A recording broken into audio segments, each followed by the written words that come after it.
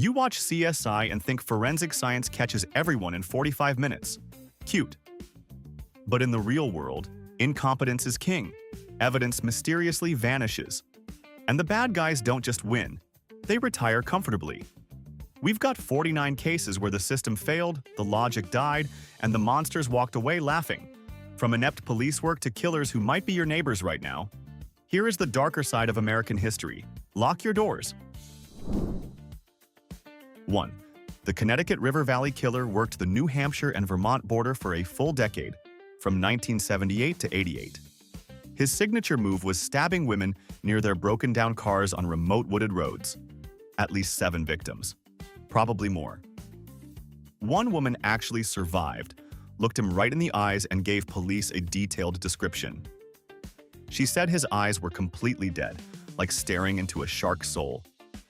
You'd think a survivor's testimony would crack the case wide open. Instead, the guy dissolved like morning fog. Now that valley is famous for its breathtaking autumn foliage. Tourists flock there to take photos of the pretty leaves, totally ignoring that those same woods are breathtaking in a literal, fatal sense. Pro tip: if your car breaks down there, start walking. Don't wait for a stranger with dead eyes to offer you a lift. 2. Sister Kathy Sesnick was a beloved nun and English teacher at Archbishop Keough High School in Baltimore. In November of 1969, she went out to buy an engagement gift for her sister and never came back. Her body turned up 2 months later in a frozen field, skull fractured. For decades, the case gathered dust. Then, former students started talking about widespread sexual abuse by priests at the school. They claimed Sister Kathy knew everything and was planning to blow the whistle. The police investigation moved slower than a sermon on a hot Sunday.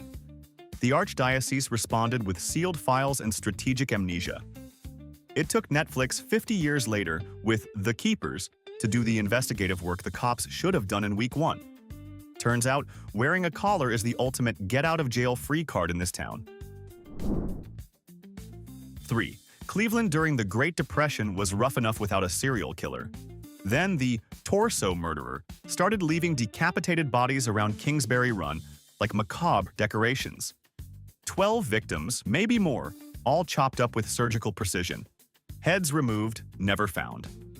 Eliot Ness himself took the case. Yeah, the Untouchables guy who brought down Al Capone. His brilliant strategy? Burn down the shantytowns where the killer hunted. Great job, Eliot. You made hundreds of people homeless and caught exactly 0 murderers. The killer was probably watching from a distance, laughing his head off. Literally. Ness's perfect reputation took a massive hit. The bodies stopped appearing, and the case went cold. Today, people jog past murals in that area, pretending the river only ever carried water. It used to carry a lot more than that. 4. Daniel Robinson was a 24-year-old geologist working in the Arizona desert near Buckeye. Smart kid, good job, whole life ahead of him. In June of 2021, he left his work site abruptly and drove into the wasteland. His texts that day were weird, cryptic. Weeks later, his Jeep was found crashed in a ravine. His clothes were there. His laptop was there. Daniel was not. The police theory: he probably just wandered off into the desert. Naked. In June. In Arizona. Where it's 110 degrees. Because that's a totally normal thing people do. The family hired their own private investigator, who found more evidence in a few days than the cops found in months. The Sonoran Desert is massive and unforgiving, and apparently it's a great place to hide if the authorities decide not to look too hard. 5. Alonzo Brooks went to a party at a farmhouse in Lacine, Kansas back in 2004. He was one of the few black guys there in a sea of white faces. His friends left him at the party and drove home without him. With friends like that, who needs enemies? Alonzo never made it home. A month later, his body was found in a creek that search teams had already checked multiple times. The official cause of death? Undetermined. They stuck with that answer for 16 years. The FBI finally reopened the case in 2020, ruled it a homicide, and offered $100,000 for information. Witnesses from that party have stayed remarkably quiet for 2 decades now.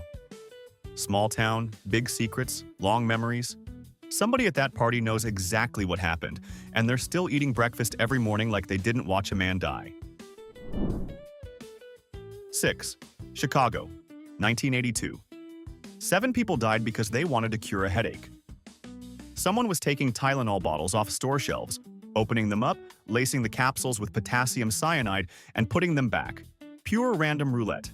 Victims included a 12-year-old girl and 3 members of the same family who shared a single bottle. The city panicked. The nation panicked. Because of this one psychopath, we now have tamper-proof seals on everything. It takes me 5 minutes and a pair of scissors to open a bottle of aspirin, and that's this guy's legacy. We got safety caps. He got away with murder. The guy was never caught, never identified. He could be that friendly old man behind you in line at the pharmacy right now, silently judging your purchase while remembering the good old days. 7. The Chicago Strangler. Since 2001, over 50 women have been found strangled or suffocated and dumped in abandoned buildings on the south and west sides. 50. Let that number sink in. Most victims were black, most were poor, and most barely made the local news ticker. If 50 investment bankers were getting strangled in downtown Chicago, the National Guard would be patrolling the streets with tanks. But since the victims were marginalized, the police took years to even suggest there might be a pattern. A pattern? 50 bodies isn't a pattern, it's a warehouse. Is it one guy? A club? A really dark hobby group? Nobody knows because apparently catching a serial killer targeting poor women is on the maybe later list. The bodies keep piling up while the investigation moves at a glacial pace. 8. Robert One was a successful DC attorney who stayed overnight at a friend's townhouse in August of 2006. By morning, he was dead with 3 precise stab wounds. The 3 guys living there claimed an intruder broke in and killed him. An intruder who somehow got in without forcing entry, stabbed one specific guy, took time to clean the body and the knife, and left without stealing a single thing. The 3 roommates called their lawyers before they called an ambulance. They were acquitted of murder but convicted of obstruction. The actual killer? Still unknown. It's the ultimate lesson in how to get away with it. Live in a nice neighborhood, have expensive lawyers, and keep your mouth shut forever. That townhouse still stands in an affluent Georgetown area, its fancy exterior silently mocking anyone who thinks justice is blind. 9. The Las Cruces Bowling Alley Massacre, New Mexico, February of 1990. 2 gunmen walk into a bowling alley, round up 7 people including employees and customers, line them up, and shoot them execution style. 4 died, including a 2-year-old. Then they set the office on fire and walked out with $5,000. $5,000. They killed 4 people, including a toddler, for the price of a used Honda Civic. Survivors gave descriptions, police released sketches, the FBI got involved, and 30-plus years later we have exactly 0 arrests. These 2 guys just walked out into the New Mexico heat and evaporated. No leads, no tips, no justice. If there's a special section in hell reserved for the worst of the worst, these 2 have VIP seating. Their table's been waiting for decades. 10. Albuquerque, 2009. A dog wandering the West Mesa Desert brings a human bone home to its owner. Talk about a bad fetch. Police start digging and find the remains of 11 women and an unborn child buried in a shallow mass grave. They call him the West Mesa Bone Collector. No DNA matches to a suspect, no arrests, nothing. The prime suspects are all conveniently dead. And the creepiest part? That area is heavily developed now.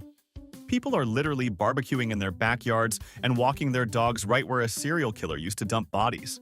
Sweet dreams, homeowners. 11. Elizabeth Short dreamed of Hollywood fame. She got it, just not the way she wanted. In January of 1947, her body was found in a vacant LA lot, cut cleanly in half at the waist, completely drained of blood, and posed with a grotesque carved smile. The press dubbed her the Black Dahlia and went absolutely insane. The LAPD interviewed over 150 suspects, doctors, dentists, Hollywood types, random weirdos who confessed for attention. The killer even mailed her belongings to a newspaper with a note saying, "Here are Dahlia's belongings, letter to follow."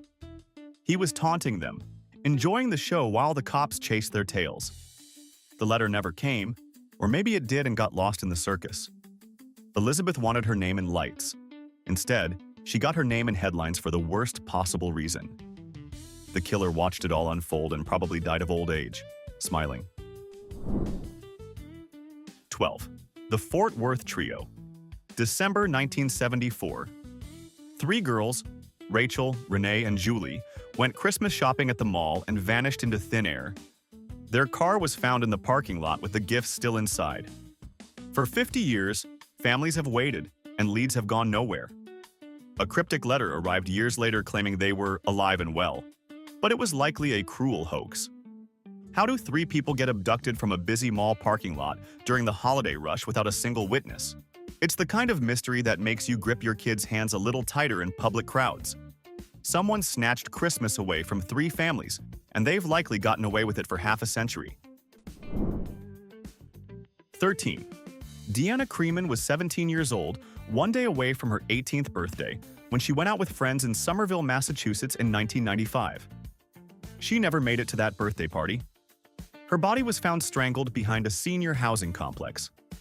Police had multiple persons of interest: the boyfriend, a local firefighter with a sketchy alibi, a teacher who knew her. It sounds like the setup to a murder mystery board game, except nobody ever solved it. Despite forensic evidence, despite fingerprints, despite witnesses, the DA never pressed charges against anyone. 30 years later, a mural of Deanna's face overlooks the exact spot where she was killed. It's beautiful, actually. Art has a way of remembering what the justice system conveniently forgets. Her killer probably drives past that mural sometimes, thinking about how lucky he got. 14. February of 1957. A college kid is wandering through the woods outside Philadelphia and stumbles on a cardboard box. Inside, a small boy, maybe 4 years old, wrapped in a cheap blanket. Beaten. Dead. The cops waited for someone to report a missing child. Nobody did. Not that week, not that month, not for 65 years. They called him America's Unknown Child and buried him under a tombstone that basically said, "We have no idea." In 2022, DNA genealogy finally gave him a name: Joseph Augustus Zarelli. Great, we have a name now. But we still don't know who beat a 4-year-old to death and tossed him in the woods like garbage. His parents are long dead, the trail is frozen solid, and science gave him back his identity about 6 decades too late. Rest in peace, Joseph. We took way too long. 15. Mary Pinchot Meyer was an artist, a Georgetown socialite, and allegedly one of JFK's mistresses. In October of 1964, less than a year after Kennedy's assassination, she was shot execution-style while walking on a canal towpath in broad daylight. A guy was found nearby, soaking wet from the canal, but got acquitted at trial. Here's where it gets interesting. Mary kept a diary supposedly full of details about her relationship with the president. After her murder, the CIA swooped in, grabbed the diary, and destroyed it. For safekeeping, they said. Nothing screams random mugging like the Central Intelligence Agency seizing and burning evidence. Washington, D.C. has always run on secrets and plausible deniability. Mary knew too many of them. Some secrets in that town don't just stay buried, they get federal help staying that way. 16. Austin, Texas, December of 1991. 4 teenage girls were working the closing shift at a yogurt shop. Someone came in, bound them, shot them, and set the place on fire to destroy the evidence. It was horrific, random, and brutal. Years later, police got confessions from suspects. Case closed, right? Wrong. The confessions were coerced and thrown out of court. Okay, but there's still DNA evidence. About that. The crime lab somehow lost the DNA samples. They literally misplaced the key evidence in a quadruple homicide. How does that happen? Did the dog eat it? Did it fall behind the filing cabinet? It's either the worst incompetence in Texas legal history or something much darker. The families are still waiting for justice. The killers are probably grandparents by now, watching true crime documentaries and thinking about how the system worked out perfectly for them. 17. The Lewis-Clark Valley straddles the Idaho and Washington border near Lewiston and Clarkston. Between 1979 and 82, it became a hunting ground. 5 young people vanished or turned up dead. 3 12-year-old girls, a 21-year-old man, and a 35-year-old woman.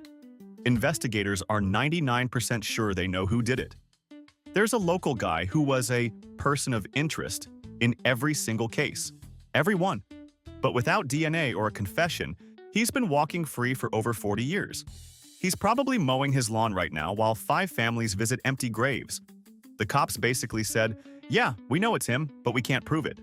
Knowing who the monster is and proving it in court are 2 different things, and that gap is exactly where predators live out their comfortable retirements.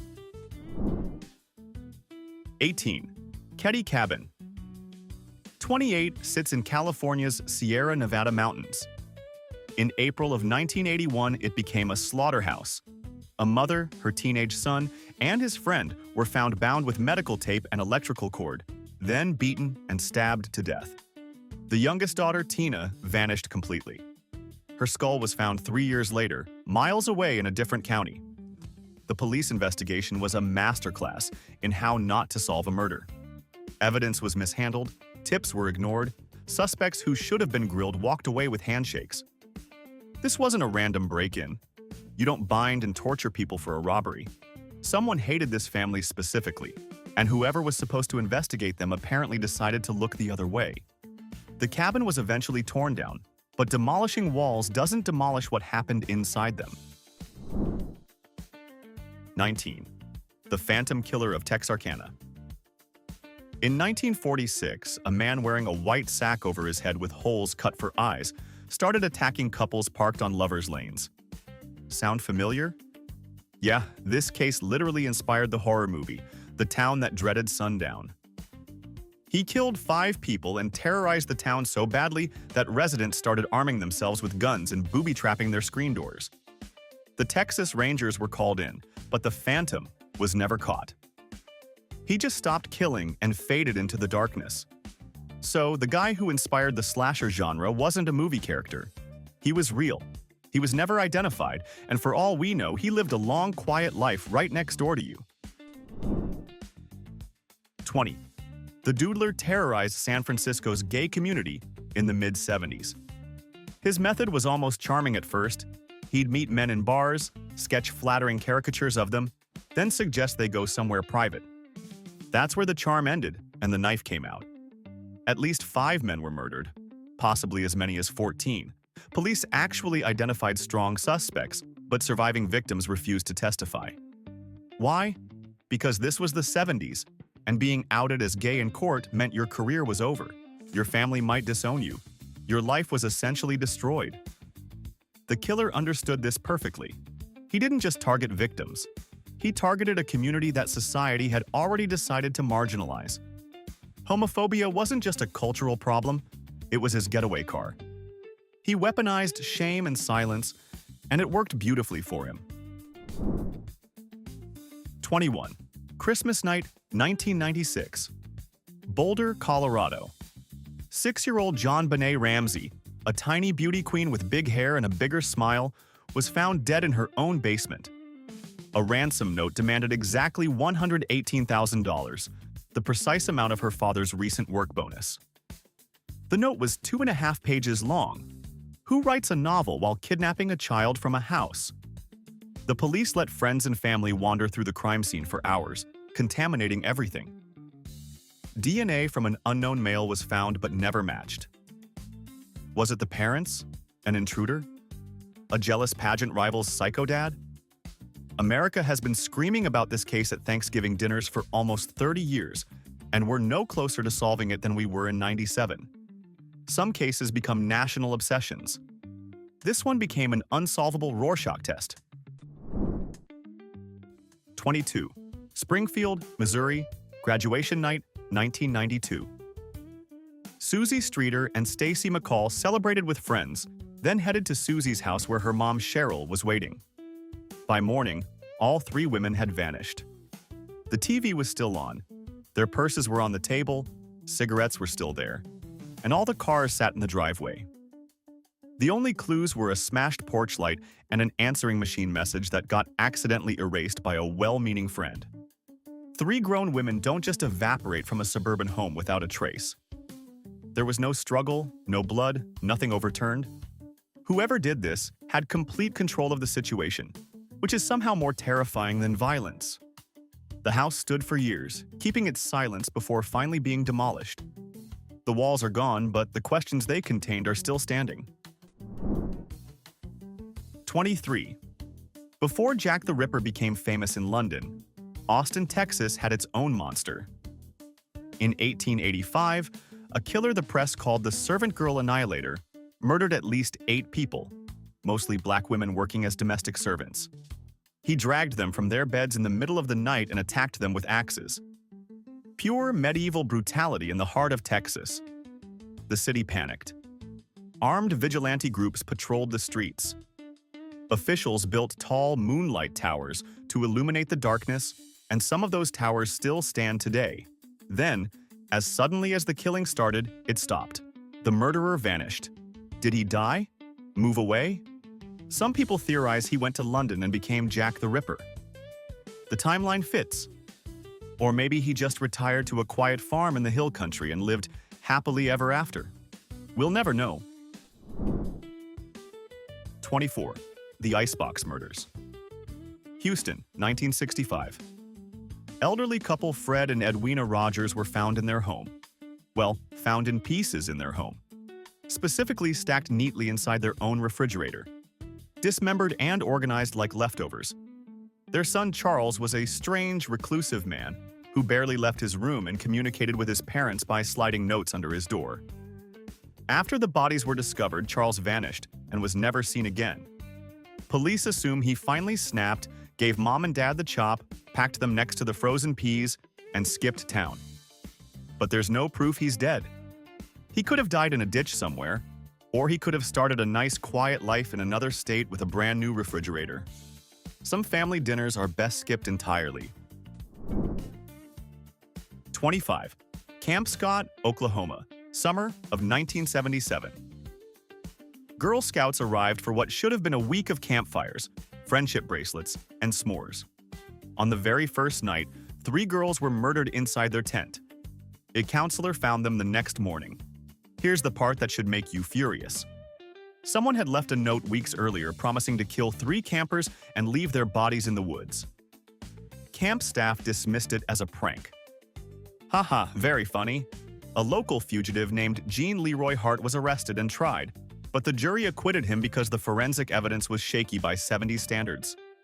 He died a few years later, taking whatever he knew to the grave. That summer camp never reopened. Some places don't recover from what happens there. 26. New Orleans, 1918. A killer with an axe started breaking into homes and murdering Italian grocers in their sleep. The city was terrified. Then the axeman did something unprecedented. He wrote a letter to the newspapers. He claimed to be a demon from hell, and he made an offer. On the next Tuesday at midnight, he would pass through the city. Anyone playing jazz music would be spared. Anyone sitting in silence would get the axe. That Tuesday night, every dance hall in New Orleans was packed. Bands played until dawn. Families who didn't own phonographs hired musicians. The whole city threw the loudest, most terrified party in history, literally dancing for their lives. Nobody died that night. The axeman eventually stopped killing. Identity forever unknown. Only in New Orleans does a serial killer accidentally become the best music promoter in town. 27. Chandra Levy was a 24-year-old DC intern who vanished in May of 2001.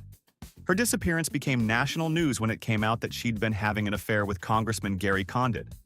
The media went absolutely feral. "Where is Chandra?" was on every screen, every front page. Then, September 11th happened, and the entire news cycle pivoted overnight. Chandra became yesterday's story. Her remains were discovered over a year later in Rock Creek Park by a guy walking his dog.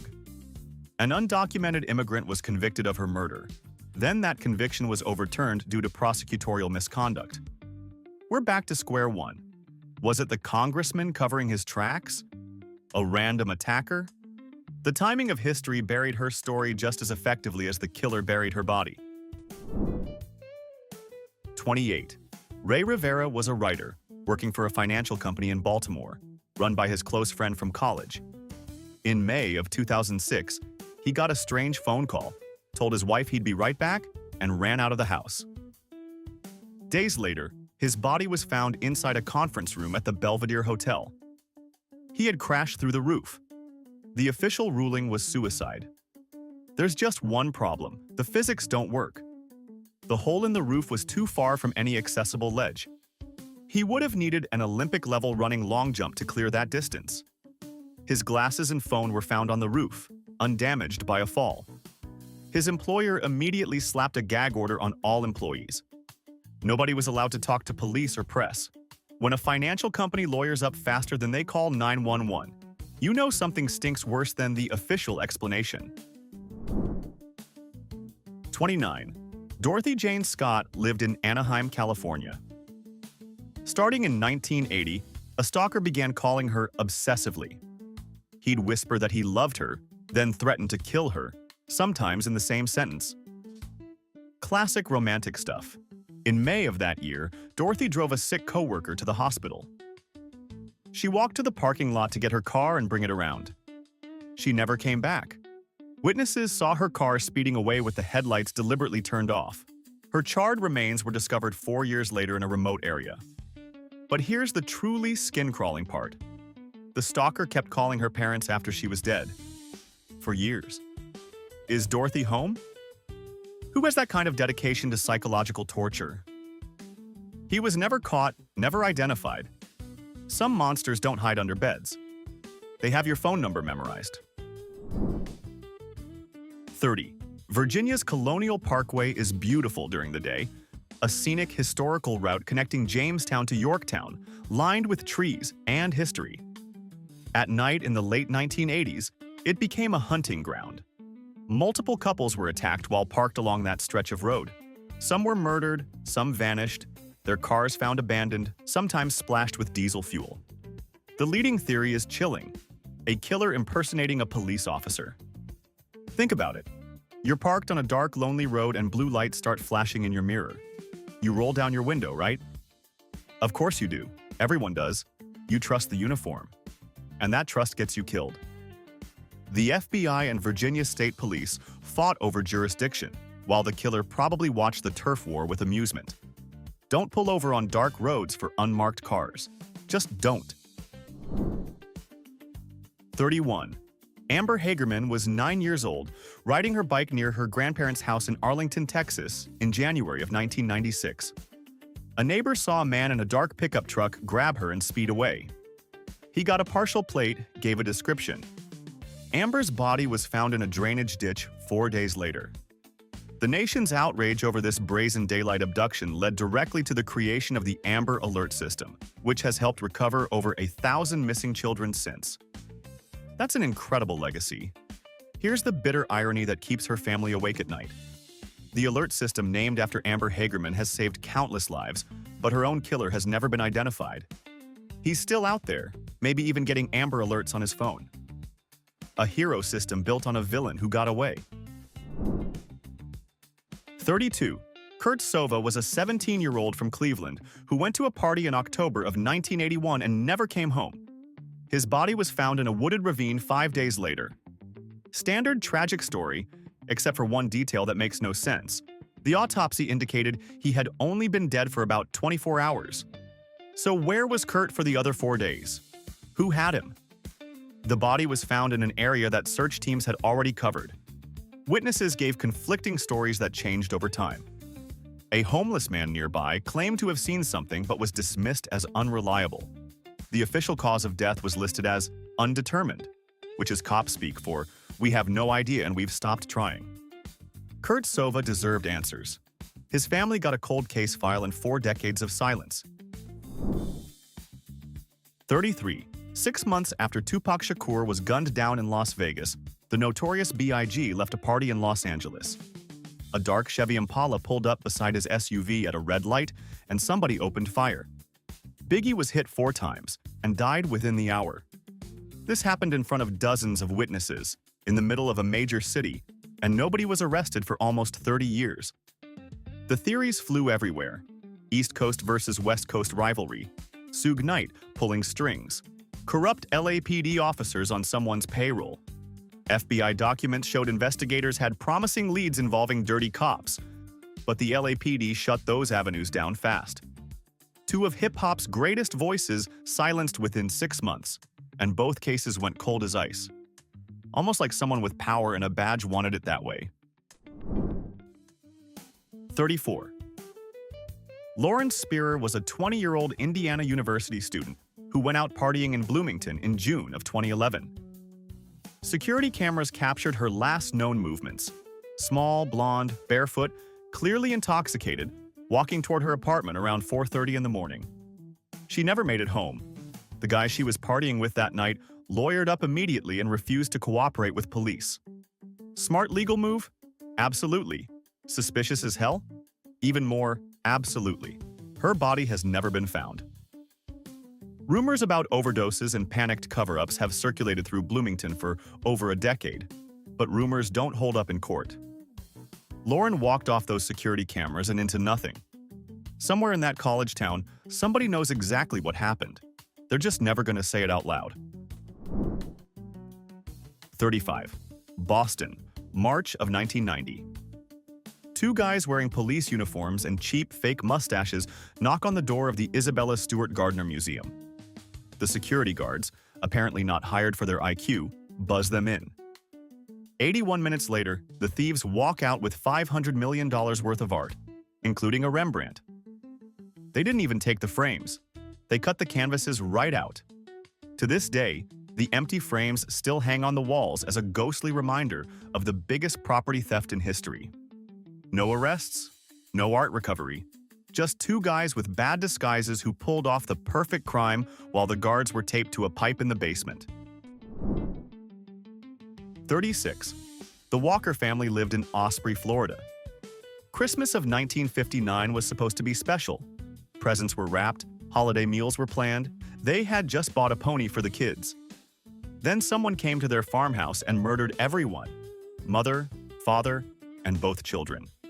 Shot and beaten. Authorities noticed eerie similarities to the Clutter family murders in Kansas, the case that became In Cold Blood. Perry Smith and Dick Hickok, the Clutter killers, were actually in Florida around that time. Police tried to link them to the Walker murders, but fingerprint evidence was inconclusive. So either the most likely suspects got executed for a different quadruple homicide, or there was another family annihilator running around Florida that Christmas.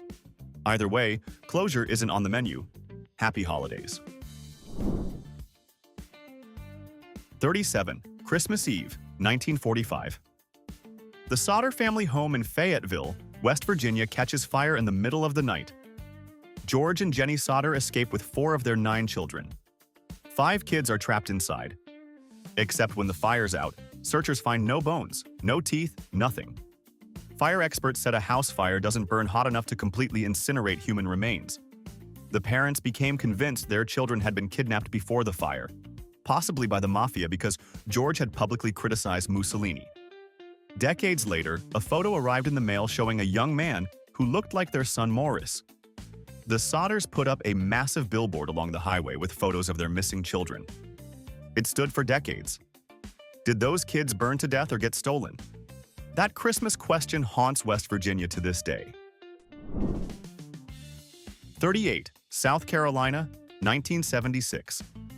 A young couple was found shot to death on a dirt road near Interstate 95. No ID, no wallets, nothing to identify them. They had nice clothes and good dental work, suggesting they weren't from the rural South. Investigators nicknamed them Jock Doe and Jane Doe and waited for someone to claim them. Nobody ever did. For over 40 years, they lay in unmarked graves. In 2021, Genetic genealogy finally identified them as James Freund and Pamela Buckley, teenage runaways from the Northeast. Great, now we have names. But who shot two kids on a dirt road and why? They were hitchhiking south, running away from something and ran straight into something worse. The Stones have names now. They're still waiting for justice to write the rest of the story. 39. Hartford, Connecticut, July of 1944. The Ringling Brothers circus tent was packed with families, mostly women and children enjoying an afternoon of wonder. Then the canvas caught fire. The tent had been waterproofed with a mixture of paraffin wax and gasoline, basically turning it into a giant candle. 168 people died, trampled or burned alive as panic erupted. The official cause was a carelessly tossed cigarette. Years later, a serial arsonist named Robert C.G. confessed to setting the fire deliberately. He had a history, a motive, and specific knowledge. Police interrogated him, decided he was mentally unstable, and dropped it. Wait, an arsonist with a track record confesses to the deadliest fire in circus history, and you just let it go? The greatest show on earth became the deadliest, and nobody ever really paid for it. 40. Circleville, Ohio, 1976. Anonymous letters start arriving in mailboxes across town, accusing residents of affairs, crimes, dirty secrets, everything imaginable. The writer seemed to know everyone's business. Then things escalated. A sign was rigged with a gun near a school bus route. A man named Paul Freshour was convicted and sent to prison. Problem solved? Not quite. The letters kept coming while Freshour was in solitary confinement. The warden personally checked his mail. Nothing. Fresh letters kept arriving, postmarked locally, even mocking the police for arresting the wrong person. The poison pen wasn't behind bars after all. Someone in Circleville was still licking stamps, still watching, still knowing everyone's secrets. The letters eventually stopped, but the writer was never identified. Sweet dreams, neighbors. 41. Relisha Rudd was 8 years old, living with her family in a Washington, D.C. homeless shelter in 2014. She was last seen with a janitor who worked at the facility, a man named Khalil Tatum, who had basically adopted a fatherly role. Then Tatum killed his wife and shot himself, taking whatever he knew about Relisha to the grave. Here's the part that should make you furious. The shelter didn't notice Relisha was missing for weeks. Her school assumed she was sick. Her doctor assumed she was in school.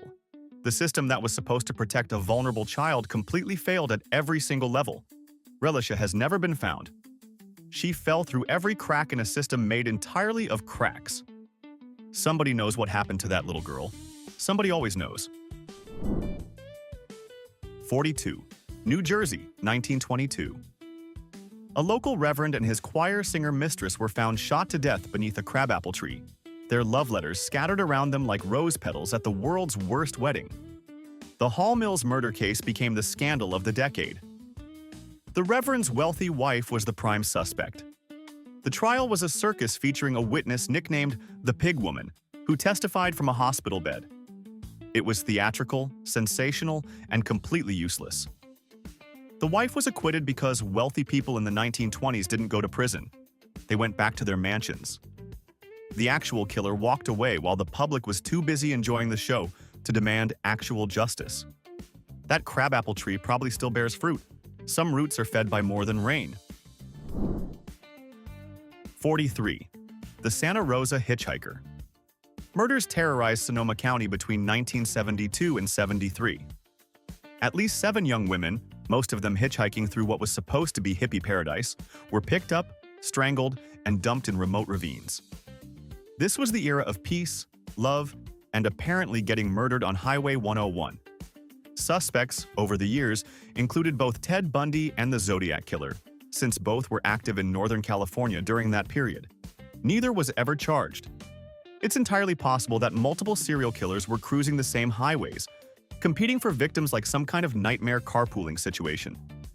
Today, wine tourists sip expensive Chardonnay in the Sonoma Hills, completely unaware of the ghosts still metaphorically thumbing for rides. If you see a hitchhiker out there, keep driving. 44. The Jamison family, Bobby, Sherilyn, and 6-year-old Madison, vanished from the Oklahoma mountains in 2009. Their truck was found abandoned with their dog nearly starved inside, plus their IDs, phones, and $32,000 in cash. Who leaves 32 grand behind? Security footage from before they left showed them packing their car in a trance-like state, moving like zombies. They had told friends the house was haunted and spirits were talking to them. Their remains were found 4 years later, face down in the dirt, miles away. No cause of death, no suspects. Just a family that drove into the mountains to escape their ghosts and found something much more real and much more deadly. 45. Tara Calico was 19 years old when she went for a bike ride near her home in Belen, New Mexico in September of 1988. She vanished. No body, no bike, nothing. Then, a year later, a Polaroid photograph was discovered in a convenience store parking lot in Florida. It shows a young woman and a young boy, both bound with tape, lying in what appears to be a van. The woman looks remarkably like Tara. The book visible in the photo was by Tara's favorite author. The FBI analyzed it but couldn't reach a definitive conclusion. Scotland Yard looked at it and said, it's probably her. If that Polaroid is real, if that's actually Tara, then the reality of what happened after that photo was taken is worse than death. That single image might be the most haunting piece of evidence in missing persons history. 46. The Villisca Axe Murders. 1912, Iowa. 8 people, the Moore family and 2 overnight guests, were bludgeoned to death in their sleep with an axe. The killer had entered the house while they were at church and waited in the attic. In the attic. He sat up there in the dark, listening to them come home, eat dinner, and go to bed, just waiting for them to fall asleep. When it was over, he covered the mirrors with cloth and locked the door behind him. Despite suspects ranging from a traveling preacher to a state senator, nobody was ever convicted. The house is still there. You can tour it. But if you're brave enough to stay overnight, don't be surprised if you hear footsteps above you. 47. The Yuba County Five. February of 1978. 5 young men with mild intellectual disabilities drove to a college basketball game and never came home. Their car was found stuck in snow on a remote mountain road, miles from where they should have been, with gas still in the tank. Months later, 4 of them were discovered dead in and around a Forest Service trailer, over 20 miles from the car. They had starved to death. The trailer had food, matches, and heating supplies. The cans were unopened. The 5th man, Gary Mathias, was never found. Why did they drive up that mountain? Why did they leave a working car? Why didn't they eat the food that could have saved them? What were they running from? It's called the American Dyatlov Pass for a reason. Logic doesn't apply. Answers don't exist. 48. Oakland County, Michigan, 1976 and 77. 4 children were abducted from suburban neighborhoods, held for days, then murdered. Their bodies were found laid out carefully in snowbanks, scrubbed clean, dressed in freshly laundered clothes. The killer, dubbed the babysitter, fed them their favorite foods before killing them. He kept them alive, took care of them, then ended them and displayed them like dolls. The cleanliness is almost more disturbing than violence would be. DNA evidence has teased connections to suspects, but nothing has stuck. Parents in Oakland County taught an entire generation about stranger danger because of this case. The meticulous care the killer showed his victims before murdering them suggests a level of psychological horror that still haunts investigators. Somewhere, those answers are buried under decades of snow. 49. Brianna Maitland was 17 years old, working at the Black Lantern Inn in Montgomery, Vermont. In March of 2004, she finished her shift and drove away. The next morning, her car was discovered backed into an abandoned farmhouse nearby. The trunk was pressed against the building, the doors were standing open, and her paycheck was still on the seat. No sign of Brianna. Police initially thought she might have run away, so they waited days before processing the scene. Big mistake. Vermont in March is brutally cold, and those woods are dense and unforgiving. Backing a car into a building isn't an accident, it's concealment. Brianna didn't run away, she was taken, and the head start. That police incompetence gave the kidnapper was probably all he needed. Those Vermont woods keep secrets well, especially when nobody's looking for them fast enough. That's 49 reasons to trust your deadbolt more than the local precinct. Now, I want an honest answer in the comments, and don't give me the politically correct version. If you found one of these killers today, like the Lewis Clark guy, and you knew the cops couldn't prove it, do you call 911 and risk him walking free, or do you handle it the old-fashioned way? I won't judge. Hit that like button if you want more cold cases, and subscribe so you don't end up becoming one.